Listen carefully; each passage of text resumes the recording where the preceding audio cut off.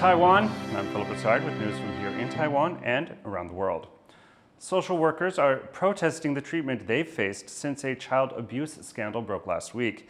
As John Van Trest reports, the case is also highlighting broader resentment over working conditions.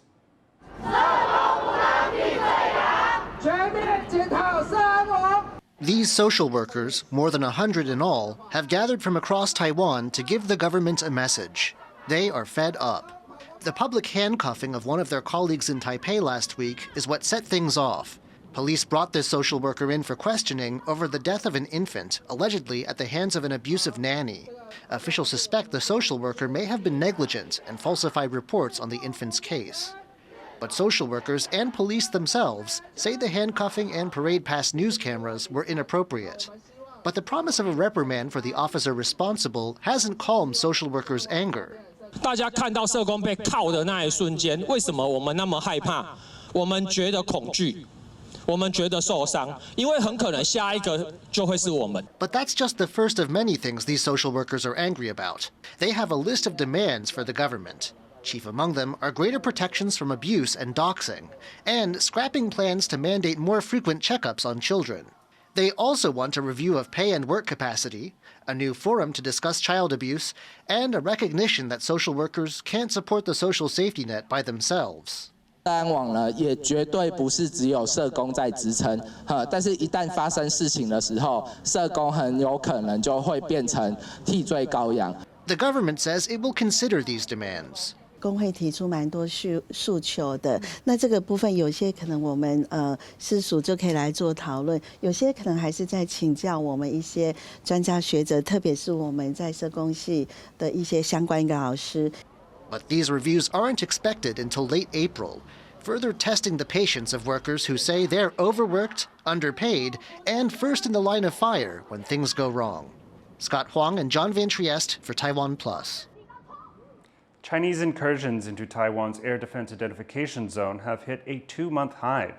Taiwan's defense ministry detected 32 Chinese military aircraft and 5 naval vessels around this buffer zone, the most since January. 20 aircraft crossed the median line of the Taiwan Strait, with 1 drone circling to the east of Taiwan. The ministry says it's monitoring the situation and has deployed forces in response. A top-ranking U.S. officer has denied reports that U.S. Special Forces are permanently stationed on Taiwan's Kinmen Islands. I'm wondering if you could elaborate on the current Special Operations Force mission in Taiwan as well. Congressman, first let me just say the article is incorrect. There is no permanent stationing of U.S. forces there. We can talk in a classified setting for further evaluation, but that is just inherently inaccurate. On the Kinmen Island? Correct. Great, thank you. Taiwanese media reported last month that there was a permanent U.S. contingent on Kinmen, just a few kilometers from China. Taiwan's defense minister later seemed to acknowledge that U.S. troops were stationed as trainers on the island, but Admiral John Aquilino's comments during questioning in Congress have cast doubt on the nature of any posting in Kinmen. The Taiwanese islands of Kinmen have become the focus of global attention as a flashpoint for a possible conflict. But underneath the headlines, Kinmen and the nearby Chinese city of Xiamen have long had a close relationship. Ed Moon reports on the Taiwanese and Chinese trying to make their lives across the strait despite the threat of war.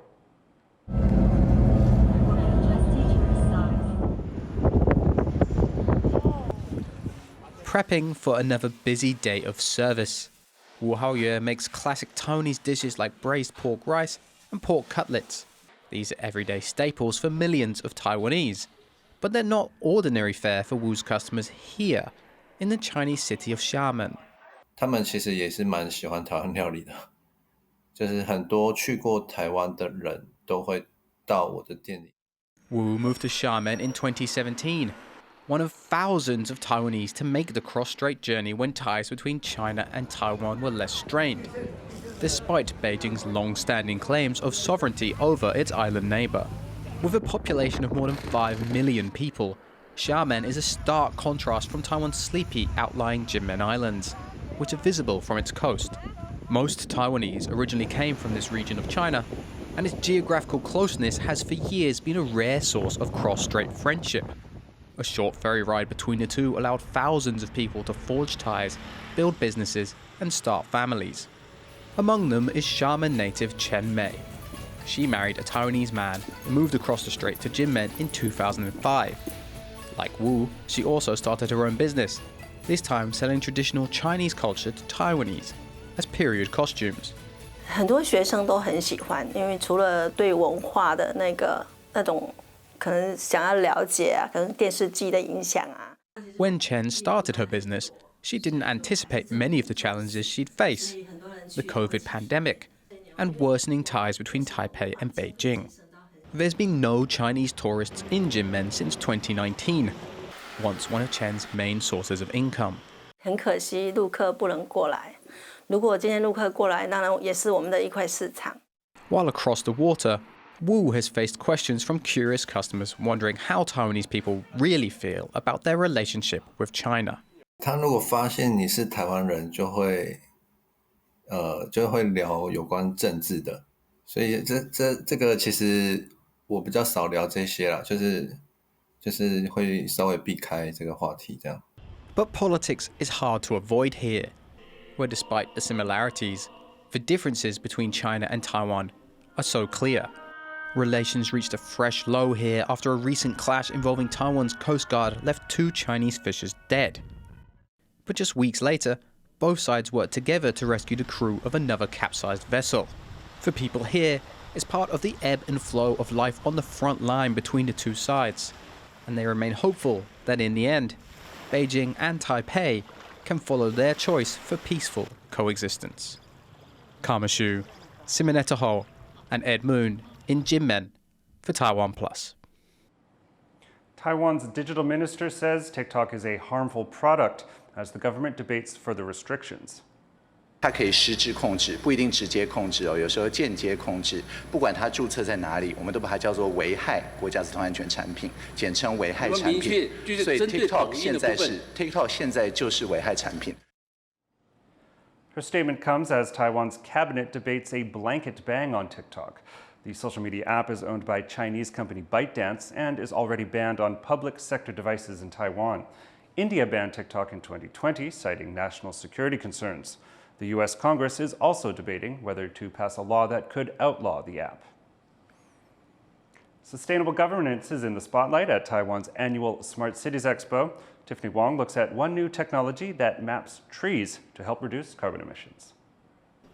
Looking for green solutions for his city, Taoyuan Mayor Zhang Shanzheng is among 500 municipal leaders from Taiwan and around the world attending the Smart Cities Expo in Taipei. The annual event showcases new technology and services meant to help with complex issues like transportation, safety, and sustainable development. Mayor Zhang says he's eager to exchange ideas with other community leaders and startups, especially any that might help with issues his northern Taiwan city is facing. Taoyuan is the largest industrial city in Taiwan, so you can imagine there's a lot of carbon exhaustion in Taoyuan, mostly from the industry, and secondly from the transportations. So we're also looking for ideas to help the industry to reduce their carbon emission. Taoyuan is home to over a third of Taiwan's 500 biggest companies, and in recent years has turned to clean energy solutions to lessen the environmental impact from the industry. One vendor at the expo says he may have just the solution the city needs.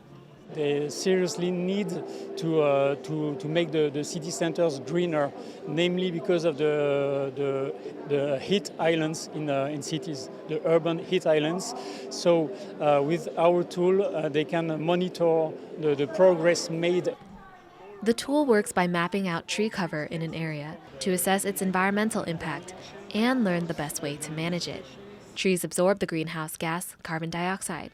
That process helps offset carbon emissions, generate oxygen, and provide a significant cooling effect, a solution that could help tropical and subtropical industrial cities like those in Taiwan. It is my first journey in Taiwan, so and first day also.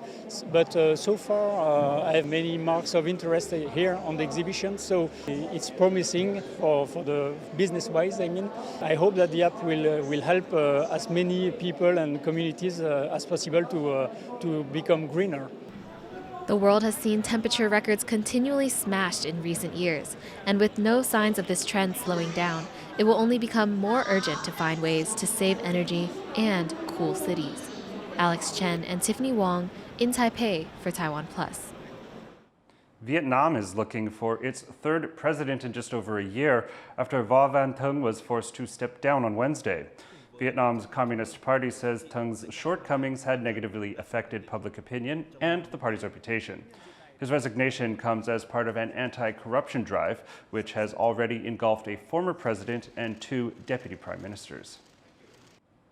U.S. President Joe Biden has announced that American chipmaker Intel will receive nearly $20 billion in grants and loans. It's part of an effort to boost U.S. chip production. The subsidies represent the largest single package to come out of the 2022 CHIPS Act. Intel will receive $8.5 billion in grants and up to $11 million in subsidized loans to build and upgrade its factories. Asian chip makers Samsung and TSMC are also expected to receive smaller subsidies for their U.S. facilities, but the Biden administration is prioritizing domestic firms. Nearly all manufacturing of leading-edge chips across the entire industry moved overseas to Asia years ago. That's why today's investment is such a big deal. We will enable advanced semiconductor manufacturing to make a comeback here in America after 40 years. Taiwanese folk musicians are sharing their sound with the next generation in an urgent effort to keep their culture alive. Joyce Tseng has this story.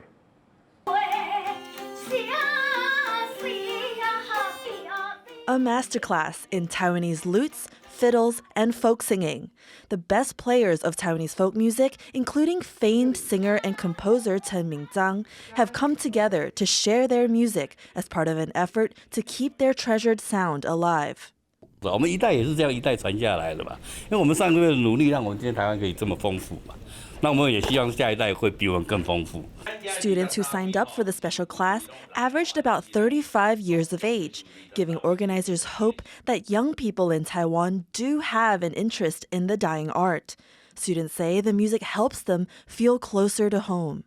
像我自己小时候是学钢琴，就觉得说，那我既然学了钢琴，那我有没有可能学一个就是我们台湾自己的东西这样子？跟家人的关系比较好，因为就等于说我其实拿乐琴回去找我妈妈，然后可能弹一些民谣给她，然后像我可能不是唱得很顺，但是她就会唱得很顺，然后她就会说这是她小时候都有唱过的歌这样子。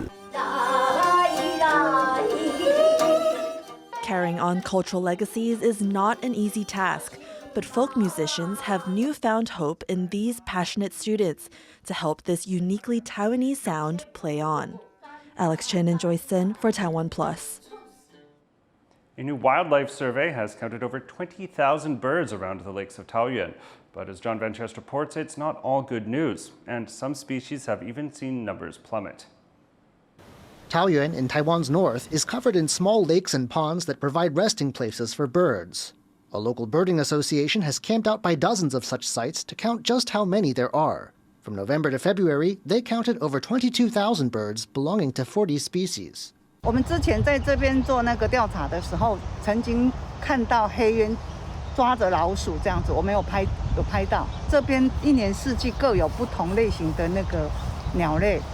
But while there are still plenty of birds to be found, human interference in these habitats is harming them. Construction of park facilities is a particular issue.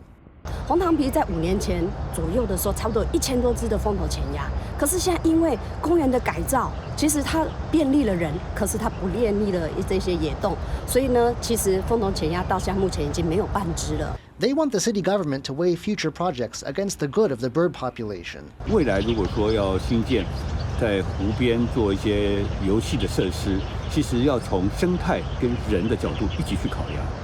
Only then will Taoyuan's 3,000 lakes be spared further declines in bird numbers, averting ecological disaster. Joseph Wu and John Van Trieste for TaiwanPlus. Thanks for joining us here on What's Up Taiwan. Before we go, check out these cherry blossoms in Washington, D.C. They're blooming early this year due to unseasonably warm weather. I'm Philip Brossard. Take care, and we'll see you next time.